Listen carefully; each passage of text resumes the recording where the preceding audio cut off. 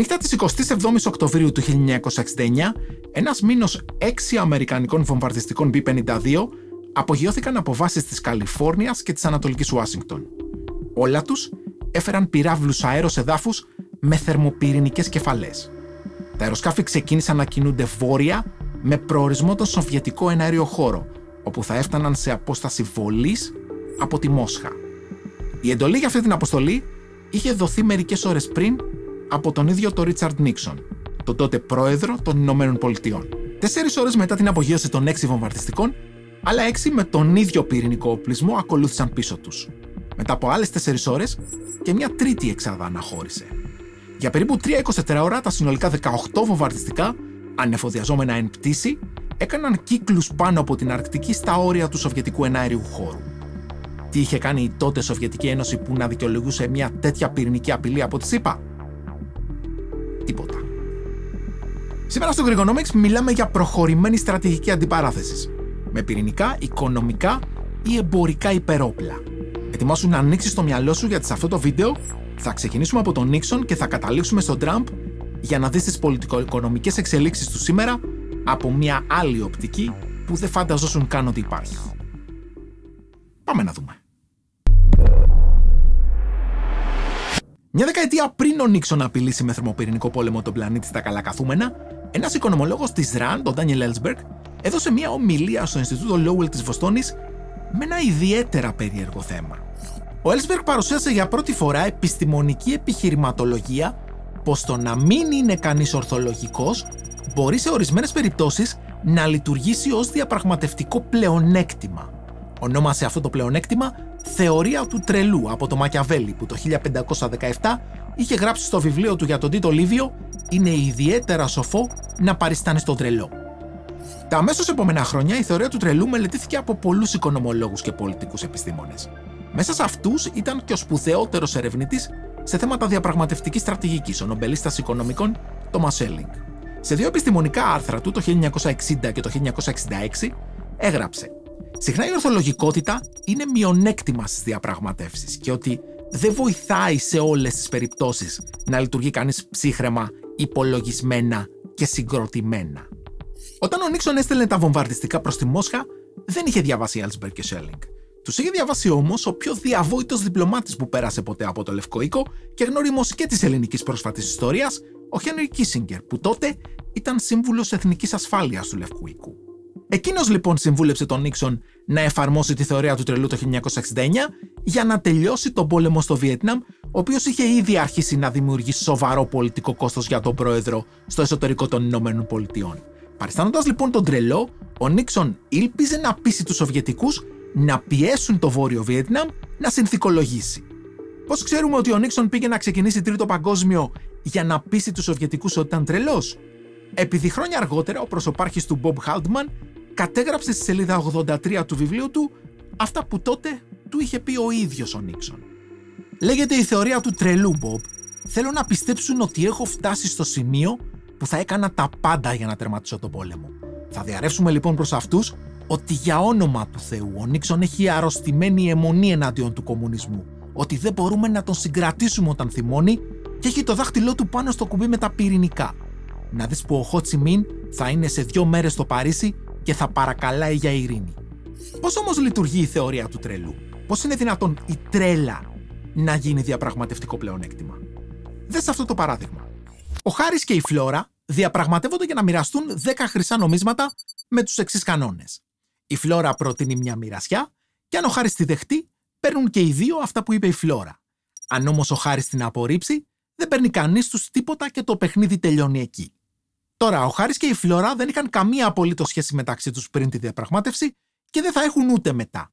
Δεν προσπαθούν λοιπόν να δώσουν ένα μάθημα ο ένας στον άλλο, το μόνο που τους ενδιαφέρει είναι το με πόσα χρυσά νομίσματα θα φύγουν. Η λύση αυτού του παιχνιού είναι πολύ απλή. Αν η Φλόρα προτείνει να πάρει όλα τα νομίσματα εκείνη, ο Χάρης θα προβάλλει βέτο και η Φλόρα δεν θα πάρει τίποτα.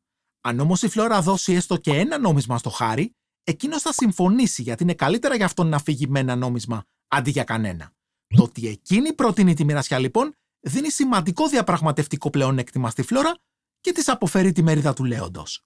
Κοίτα όμως να δεις τι γίνεται αν υποθέσουμε πως η Φλόρα έχει ακούσει μια βάσιμη φήμη ότι ο Χάρις είναι λίγο παλαβός και όταν θεωρεί πως αδικείται, δεν έχει πρόβλημα να τα τινάξει όλα στον αέρα και ας χάσει. Με βάση αυτή την πληροφορία, η προηγούμενη πρόταση της Φλόρας έχει ρίσκο να τσαντήσει το Χάρι και η Φλόρα να καταλήξει με άδεια χέρια. Είναι πολύ πιθανό λοιπόν η Φλόρα να προτείνει να μοιραστούν στα ίσα τα νομίσματα για να μην εκνευρίσει τον αντίπαλό της και να φύγει τουλάχιστον με τα 5. Εδώ λοιπόν η τρέλα του Χάρι του αποφέρει 4 έξτρα νομίσματα σε σχέση με το να ήταν καλά στα μυαλά του.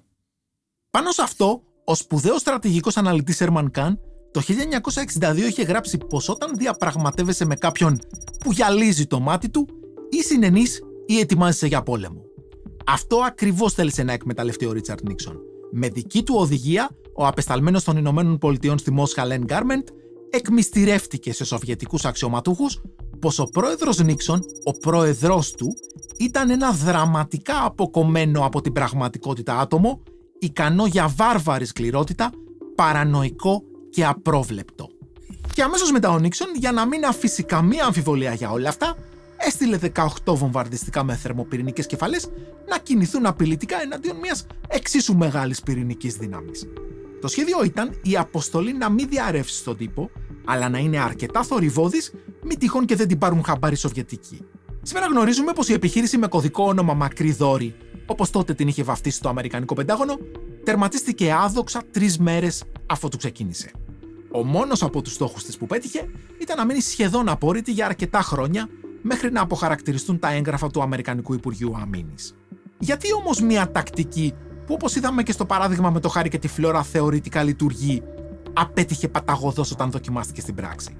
Επειδή στην απόπειρα του Νίξον έγιναν 4 κρίσιμα σφάλματα. Το πρώτο ήταν ότι οι Σοβιετικοί δεν ήταν αφελείς. Ήξεραν ότι ο Νίξον δεν είναι τρελός. Το αντίθετο μάλιστα. Η πληροφόρηση τους έλεγε ότι ήταν πολύ προσεκτικός με τα ρίσκα που έπαιρνε. Το δεύτερο λάθος ήταν ότι η απειλή του Νίξον δεν έγινε καν σαφή στους αντιπάλους του.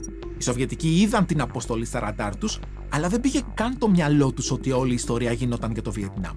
Αντιθέτως, υπέθεσαν ότι οι Αμερικανοί προσπαθούσαν να τους αποτρέψουν από το να επιτεθούν στην Κίνα, με την οποία τότε οι Σοβιετικοί είχαν έντονες συνοριακές διαφορές. Σε αυτό βοήθησε και το τρίτο σφάλμα. Οι Αμερικανοί ξέχασαν να θέσουν σε πυρηνική ετοιμότητα την αεροπορική βάση του Γκουάμ, που ήταν η κοντινότερη στο Βιετνάμ και σίγουρα θα χρειαζόταν έστω και επικουρικά αν η αποστολή ήταν πραγματική. Και το τέταρτο σφάλμα που έπεισε εντελώς στους Σοβιετικούς ότι η δουλειά ήταν μπλόφα, τα αμερικανικά υποβρύχια που θα αναλάβαναν την κατάσταση σε περίπτωση κλιμάκωσης δεν κινητοποιήθηκαν καν κατά τη διάρκεια της αποστολής. Για όλους αυτούς τους λόγους, οι Σοβιετικοί δεν αντέδρασαν καθόλου στην υποτιθέμενη επίθεση του Νίξον. Κοιτούσαν παραξενεμένοι τα ραντάρ τους με ύφος «Τι πίνεις ρε μπρο» και περίμεναν μέχρι οι Αμερικανοί να βαρεθούν να κάνουν κύκλους πάνω από την Αρκτική και να επιστρέψουν σπίτια τους. Όπως και έγινε. Η Αμερική έμεινε μπλεγμένη στο Βιετνάμ για άλλα 3,5 χρόνια, όπου και βίωσε μία από τις χειρότερες στρατιωτικές αποτυχίες στην ιστορία της. Η τρελή αποστολή του Νίξον δεν βοήθησε την κατάσταση.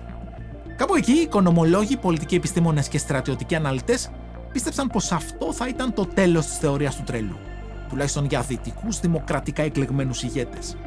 Και όντως, μέχρι που ήρθε ο Τραμπ. Είναι υπεράνω κάθε αμφιβολίας ότι ο Ντόναλντ Τραμπ ασπάζεται τη θεωρία του τρελού, γιατί βασικά το έχει ξεκαθαρίσει ο ίδιος από την αρχή και συνεχίζει να το παραδέχεται με κάθε ευκαιρία. Από το 2015, πριν κερδίσει ακόμα το χρήσμα των Ρεπουμπλικάνων, είχε πει σε μια συνέντευξη «Ο Τραμπ αντιδρά απρόβλεπτα και αυτό είναι υπέροχο. Και σε μια άλλη λίγους μήνες μετά θα είμαι πολύ διαφορετικό είδος προέδρου γιατί είμαι λίγο τρελός». Το 2017, ως πρόεδρος πια, ζήτησε και αυτός από το διαπραγματευτή του Ρόμπερτ Λάιτχάιζερ να πει στους νοτιοκορεάτες ομολόγους του ότι ο πρόεδρος είναι τόσο τρελός που μπορεί να αποσύρει την υποστήριξή του από την Νότια Κορέα οποιαδήποτε στιγμή. Βασικά, ακόμη και πριν από μερικούς μήνες, όταν ρωτήθηκε αν θα υπερασπιζόταν την Ταϊβάν σε ενδεχόμενη επίθεση από την Κίνα, απάντησε πως ο Σι Τζινπίνγκ δεν θα επιτεθεί στην Ταϊβάν γιατί ξέρει ότι είμαι crazy. Η θεωρία του τρελού βρίσκεται πίσω και από τις πολιτικές προτάσεις του Αμερικανού Προέδρου. Από το να προσαρτήσει τη Γροιλανδία και τον Καναδά μέχρι την επιβολή δασμών και την κήρυξη εμπορικού πολέμου προς τον υπόλοιπο πλανήτη, ο Τραμπ επιδιώκει συνεχώς να επιδεικνύει ότι δρά απρόβλεπτα, αλλά και κυρίως χωρίς να λογαριάζει το κόστος. Προκύπτει λοιπόν το λογικό ερώτημα, γιατί ο Τραμπ ακολουθεί τη θεωρία του τρελού, που έχει μεν θεωρητική βάση, αλλά στην πράξη αποτυγχάνει? Τι τι θεωρεί πως θα μπορούσε να κάνει εκείνος διαφορετικά για να κερδίσει από μια τόσο ακραία διαπραγματευτική τακτική? Οι απαντήσεις σε αυτά τα ερωτήματα είναι πραγματικά συναρπαστικές. Ας τις πάρουμε μία-μία με τη σειρά. Αν πρόσεξες την ιστορία με τον Νίξον, ένας από τους κυριότερους λόγους που απέτυχε ήταν ότι η αντίπαλη πλευρά δεν κατάλαβε ποτέ τι μήνυμα προσπαθούσε να στείλει. Ο Τραμπ θεωρεί, και μάλλον σωστά, πως υπερτερεί στον τομέα της επικοινωνίας και θα έλεγα πως το είχε αποδείξει όταν στην πρώτη του θητεία μπόρεσε μόνο με το Twitter να αντιπαλευτεί αποτελεσματικά ολόκληρο το μηντιακό σύστημα της Αμερικής πλην του φιλικού του Fox. Αυτός είναι και ο λόγος που ο Αμερικανός πρόεδρος φροντίζει πάντα να επικοινωνεί τα μηνύματά του δυνατά και καθαρά. Όσο τρελά κι αν είναι αυτά, ποτέ δεν αφήνει αμφιβολίες για το τι θέλει να πει και σε ποιον το λέει. Ξεκάθαρο παράδειγμα είναι η διαπραγμάτευση που έκανε με τη Βόρεια Κορέα για τα πυρηνικά το 2017. Τη μία έλεγε για τον Κιμ «θα τον φροντίσω το ρουκετάκια» σε επίσημη ομιλία του και λίγο αργότερα έλεγε ότι τον έχει αγαπήσει. Και στις δύο περιπτώσεις όμως τα μηνύματά του δεν άφηναν κανένα περιθώριο παρεξήγησης. Ο δεύτερος λόγος που ο Τραμπ εφαρμόζει τη θεωρία του τρελού είναι επειδή θεωρεί ότι μπορεί να κρατήσει κάποιες ιδιαίτερα ευαίσθητες ισορροπίες. Δώσε προσοχή. I argue that an effective threat requires two components. So first you have to convince the target that you will punish them if they don't comply with your demand, but then you also have to convince them that you won't punish them if they do comply with your demand. Αυτή είναι η Ροζάν Μακμάνους, καθηγήτρια πολιτικής επιστήμης στο Penn State και κορυφαία ειδικός παγκοσμίως στη θεωρία του τρελού. Και έχει γράψει και ένα από τα σημαντικότερα βιβλία για πολιτικές διαπραγματεύσεις. Madness can definitely help with the first part. It can definitely make threats of punishment more credible, especially because they're often costly for both sides. So carrying out a military action or even other types of threats like sanctions or tariffs, it's usually costly for both sides. But if you can convince the side that you're threatening that you either don't understand the costs or you're not thinking about the costs or you're thinking about them but you just don't care, then your threat to carry out the punishment will be much more credible. But then on the other hand, they also have to believe that they will avoid punishment if they can comply, and the madness can potentially undermine that because if you're viewed as either so unpredictable, so abnormally aggressive, then they might expect you to attack them anyway, either immediately or maybe a few years down the road. And so in that case, there's really not much incentive to comply. There's going to be a stronger incentive to resist, fight back, maybe even attack preventively. Η Ροζάν μας εξηγεί ότι για να λειτουργήσει η θεωρία του τρελού, απαιτείται να πετύχει τη λεπτή ισορροπία μεταξύ δύο αντιφατικών στόχων. Από τη μία να πείσεις τον αντίπαλό σου ότι είσαι αρκετά τρελός για να σε φοβάται και από την άλλη όχι και τόσο τρελός για να σε εμπιστεύεται ότι θα τηρήσεις τις συμφωνίες σας στο μέλλον. Αν πρόσεξες πριν, ο Νίξον το είχε αυτό στο μυαλό του. Δεν προσπάθησε να παραστήσει τον εντελώς παλαβό, αλλά το ότι ήταν κολλημένος, μανιακός να τελειώσει τον πόλεμο. Έτσι και είχε πετύχει μια ειρηνευτική συμφωνία λοιπόν, δεν υπήρχε περίπτωση η άλλη πλευρά να αμφέβαλε ότι θα την τηρούσε. I argue there's kind of two types of madness, so the unpredictability type and then extremism. Now, out of those two, it's probably going to be better to be viewed as extreme than unpredictable, because if you're viewed as extreme on a particular issue, then you can convince people that you'll follow through on that issue for sure. Whereas if you're viewed as unpredictable, then there's going to be some uncertainty around what you'll do. In terms of tactics, to get this sort of mild extreme reputation, I think you would have to do some things that are kind of abnormal for an international leader, but you wouldn't want to just be behaving in a crazy way all of the time. Εκεί λοιπόν ο Τραμπ δείχνει να μην τα καταφέρνει, γιατί συνήθως δεν δρά ακραία, αλλά αλλοπρόσαλα. Για παράδειγμα, ακυρώνοντας με τους δασμούς τις εμπορικές συμφωνίες με τον Καναδά και το Μεξικό, που όχι μόνο είχε διαπραγματευτεί ο ίδιος, αλλά τότε τις παρουσίαζε και ως εμπορικές επιτυχίες. Αυτό ακροτηριάζει τη μελλοντική του αξιοπιστία ως συνομιλητή. The way the madman theory works is by making the other side think that the mad leader doesn't really care about the costs, or maybe doesn't even understand the costs, or isn't really aware of the costs. And so if it's costly for both sides, but you think the other side doesn't understand that or doesn't care about that, then it sort of falls on you to back down. And so I think that can also apply to tariffs. The standard economic understanding is that this is costly for both sides. But if Trump can convince people that he doesn't believe it's costly, then he has a more effective bargaining position, and that puts more pressure on the other side to make concessions.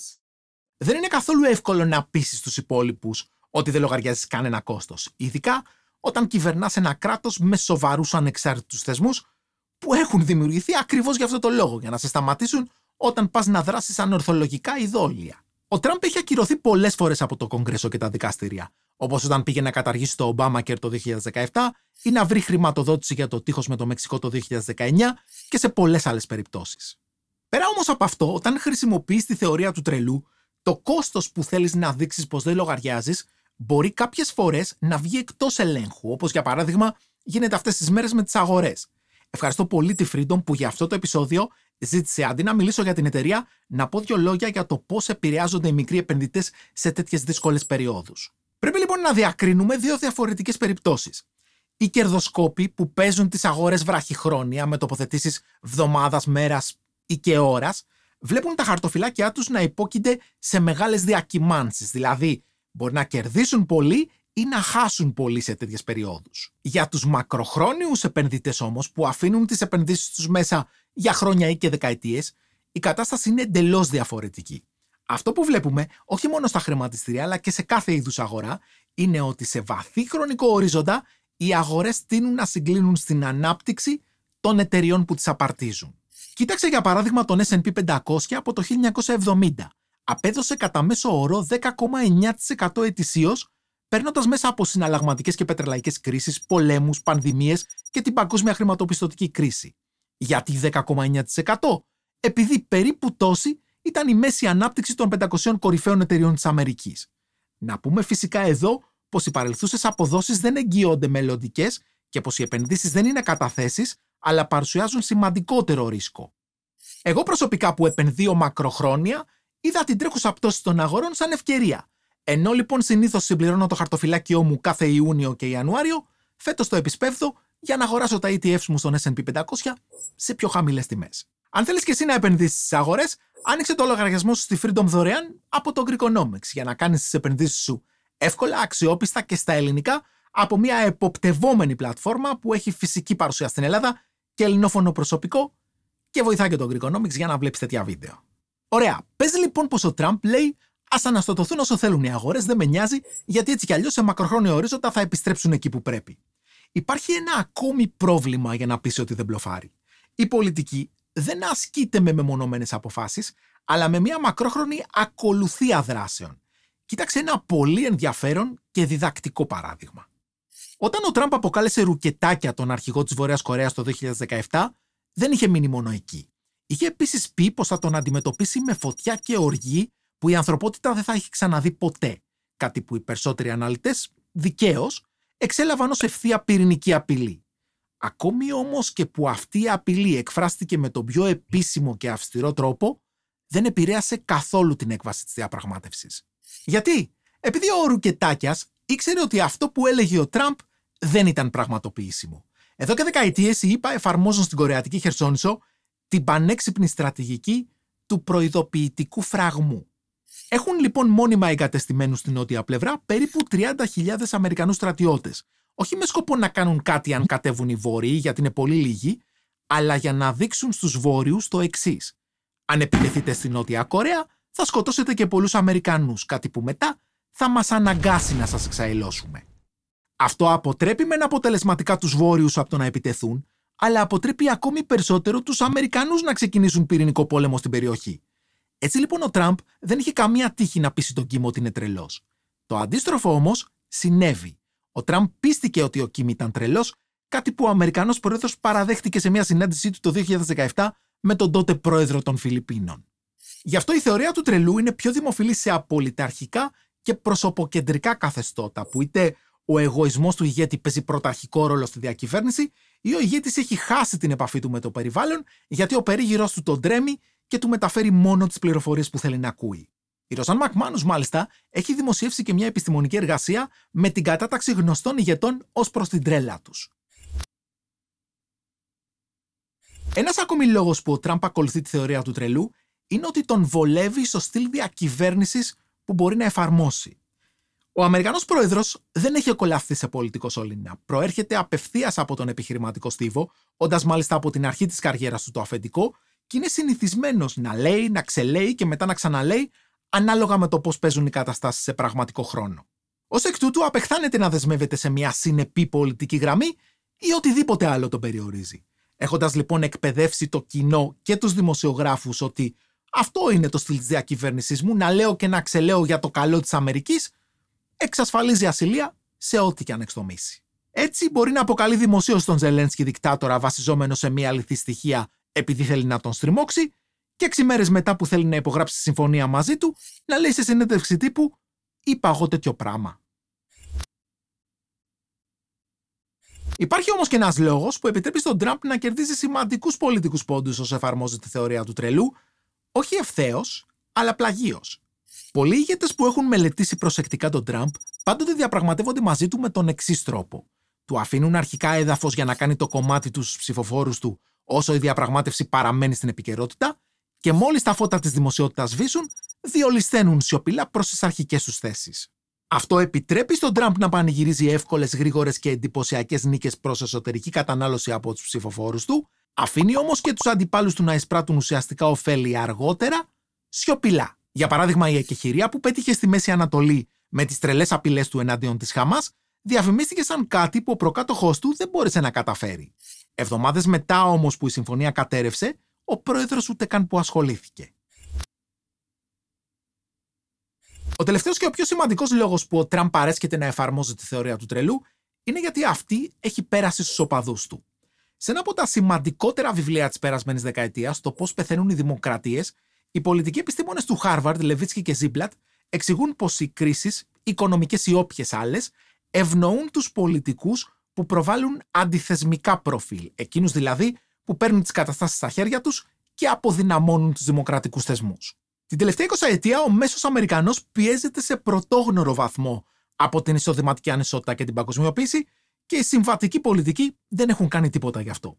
Ήταν λοιπόν επόμενο ο κόσμος να εμπιστευτεί έναν ηγέτη που προβάλλεται ως εντελώς αντισυμβατικός, ότι δεν σέβεται τίποτα, ότι έχει την τρέλα που απαιτείται, μήπως και αλλάξει κάτι. Ο Τραμπ έχει ήδη επενδύσει σε αυτή την περσόνα από πολύ πριν προκύψει αυτή η ανάγκη. Δεν χρειάζεται παρά να δεις ένα επεισόδιο του τηλεοπτικού reality The Apprentice 10 χρόνια πριν ασχοληθεί με την πολιτική για να καταλάβεις ότι και εκεί έπαιζε το ρόλο του τρελού, ασταθούς αλλά ιδιοφυούς επιχειρηματία που κατεδαφίζει οτιδήποτε συμβατικό για να το ξαναχτίσει με τους δικούς του όρους. Αυτό αγάπησαν οι οπαδοί του από εκείνον, αυτό πίστεψαν, και θα ήταν ανόητος να το αφήσει και να αρχίσει να παριστάνει το συμβατικό πολιτικό. Οι δασμοί που επέβαλε σε ολόκληρο τον πλανήτη ο Αμερικανός πρόεδρος εντάσσονται στη θεωρία του τρελού. Όχι μόνο επειδή επιβλήθηκαν πρόχειρα και χωρίς μελέτη, όπως θα έκανε κάποιος τρελός, αλλά και επειδή πολύ πριν την επιβολή τους, ο πρόεδρος και οι συνεργάτες του τους παρουσίαζαν σαν διαπραγματευτικό εργαλείο. Καταρχάς, το πρόβλημα που προσπαθεί να αντιμετωπίσει ο Τραμπ είναι υπαρκτό. Η Αμερική σήμερα είναι μια εντόνως ελληματική οικονομία, δηλαδή εισάγει πολύ παραπάνω από ό,τι εξάγει. Αυτό συμβαίνει για δύο λόγους. Πρώτον, εδώ και μισό αιώνα οι Αμερικανοί έχουν συνειδητά προτιμήσει να στρέψουν την οικονομική τους μηχανή προς υψηλής απόδοσης παραγωγή, όπως η έρευνα και η ανάπτυξη τεχνολογιών. Άρα, θα πρέπει να εισάγουν τα χαμηλότερης οικονομικής απόδοσης προϊόντα που μπορούν να κατασκευαστούν οπουδήποτε. Ο δεύτερος λόγος είναι ότι το χαμηλό εργατικό κόστος στην Ανατολή καθιστά μη ανταγωνιστικά και αρκετά προϊόντα που ενδιαφέρονται να παράγουν. Έτσι η βιομηχανία τους συρρυκνώνεται διαρκώς, δημιουργώντας τους εκτός από οικονομικό πρόβλημα και γεωπολιτική αδυναμία, αφού χώρα χωρίς τη δική της βιομηχανία δεν θεωρείται στρατιωτική υπερδύναμη. Αυτό προσπαθεί να καταπολεμήσει ο Τραμπ και υπάρχουν 3 τρόποι να το παλέψει. Ο πρώτος και ο χειρότερος είναι οι δασμοί. Οι δασμοί περιορίζουν το εμπορικό έλλειμμα, όμως δημιουργούν σημαντικότερα προβλήματα, όπως δυσχέρειες στην εφοδιαστική αλυσίδα και εξασθένιση της εσωτερικής ανταγωνιστικότητας. Όπως και να έχει, ο εξωτερικός ανταγωνισμός κρατά μια οικονομία σε εγρήγορση και όταν εκλείψει λόγω των δασμών, επέρχεται μια χαλάρωση. Ο δεύτερος τρόπος για να επιτευχθεί μια ισορροπία εισαγωγών-εξαγωγών είναι οι εμπορικές συμφωνίες. Να ορίσει δηλαδή μια χώρα και η εμπορική της εταίροι τι χρειάζεται και τι δεν χρειάζεται να εισάγει ο καθένας και στο εξής να πράττουν βάσει αυτής της συμφωνίας. Αυτό μπορεί να λειτουργήσει, δεν είναι όμως εύκολο και σίγουρα δεν είναι η εντυπωσιακή λύση που αναζητά ο Τραμπ. Ο τρίτος τρόπος για να περιοριστούν οι εισαγωγές και να αυξηθούν οι εξαγωγές είναι συναλλαγματικά με τη διολίσθηση ή την υποτίμηση του νομίσματος. Είναι ο ευκολότερος τρόπος από τους τρεις και αρκετά πιο ανώδυνος από τους δασμούς. Το έχουμε δει αναλυτικά στο κανάλι πώς λειτουργεί και τι κόστη επιφέρει. Τώρα, αν είσαι μια μέση οικονομία, κάνεις απλά μια υποτίμηση, οι εξαγωγές τονώνονται και πας παρακάτω. Αν όμως είσαι η καλύτερη αγορά στον κόσμο, τα πράγματα είναι πιο δύσκολα. Όσο εσύ υποτιμάς το νόμισμά σου, θα κάνουν το ίδιο και οι εμπορικοί σου εταίροι με τα δικά τους για να εξακολουθήσουν να είναι πιο ανταγωνιστικοί από σένα στην αγορά σου. Πώς λύνεται αυτό? Με το να υπογράψεις με τους εταίρους σου συναλλαγματική συμφωνία ότι δεν θα διολυσθένουν τα νομίσματά τους περισσότερα από σένα. Γιατί να το δεχτούν? Για να γλιτώσουν από το μαρτύριο των δασμών. Αυτή είναι η διαπραγμάτευση που μάλλον θέλει να κάνει ο Τραμπ και ο μόνος τρόπος που ξέρει είναι να πείσει την Ιφίλιο για το πόσο τρελός είναι. Τις τελευταίες εβδομάδες όλες σχεδόν οι αναλύσεις στον τύπο αναλώνονται στο αν ο εμπορικός πόλεμος που ξεκίνησε η Αμερική θα την ωφελήσει ή τελικά θα τη βλάψει. Αν όμως δούμε τους δασμούς στο πλαίσιο της θεωρίας του τρελού, τότε καταλαβαίνουμε πως η ερώτηση αυτή δεν έχει καν νόημα. Γιατί το να χάσει η Αμερική από τους δασμούς είναι το κόστος που ο πρόεδρος Τραμπ θέλει επιδεικτικά να δουν όλοι ότι δεν λογαριάζει. Η σωστή ερώτηση λοιπόν είναι αν θα πετύχει ή θα αποτύχει ολόκληρο το πλαίσιο της θεωρίας του τρελού. Και η αλήθεια είναι πως αντιμετωπίζει κάποιες σοβαρές αντικειμενικές δυσκολίες. Η πρώτη είναι ότι πολλά από αυτά που θέλει να πετύχει ο Τραμπ ίσως απλά να μην γίνονται. Ίσως να μην επιστρέψουν ποτέ τα εργοστάσια στις ανεπτυγμένες χώρες από που έφυγαν. Ίσως να μην δούμε ποτέ ειρήνη στη Μέση Ανατολή. Ίσως το Ιράν και η Βόρεια Κορέα να μην εγκαταλείψουν ποτέ τα πυρηνικά τους προγράμματα και ίσως η Αμερική δεν είναι δυνατόν να παραμείνει η μεγαλύτερη οικονομία στον κόσμο μετά την οικονομική και πληθυσμιακή γιγάντωση της Ανατολής. Η δεύτερη αντικειμενική δυσκολία σχετίζεται με κάτι που έγραψε ο Ντάνιελ Ντρέζνερ, καθηγητής διπλωματίας στο Fletcher School του Πανεπιστημίου Tufts, ότι ο πρώτος κανόνας της θεωρίας του τρελού είναι να μην διαφημίζεις πολύ ότι είσαι τρελός. Ο Τραμπ έχει από καιρό παραβεί αυτόν τον κανόνα και του γίνεται όλο και πιο δύσκολο αλλά και πιο κοστοβόρο να πείσει τους αντιπάλους του ότι είναι τρελός. Φαίνεται ξεκάθαρα αυτό στην τωρινή εμπορική κρίση που οι περισσότερες οικονομικά δυνατές χώρες παίζουν στα ίσα την μπλόφα του Τραμπ και ανταποδίδουν ανεβάζοντας το κόστος σε επίπεδα που ο Τραμπ ίσως δεν περίμενε. Η τρίτη και σημαντικότερη αντικειμενική δυσκολία όμως είναι ότι η θεωρία του τρελού αντιμετωπίζει τις παγκόσμιες σχέσεις σαν παίγνια μηδενικού αθροίσματος, ότι για να κερδίσει δηλαδή ο ένας πρέπει να χάσει ο άλλος. Και εκεί ακριβώς είναι το μεγαλύτερο της πρόβλημα. Ότι οι συμφωνίες που αλλάζουν τον κόσμο και μένουν στην ιστορία δεν προκύπτουν από διαπραγματεύσεις αντιπαλότητας, αλλά συνεργατικότητας. Δεν είναι μηδενικού αθροίσματος. Αποφέρουν ωφέλη προς όλες τις πλευρές, γι' αυτό τηρούνται, περιφρουρούνται και διαρκούν. Αυτή η συνεργατική νοοτροπία κάνει κάποιον πραγματικό ηγέτη παγκόσμιας κλάσης.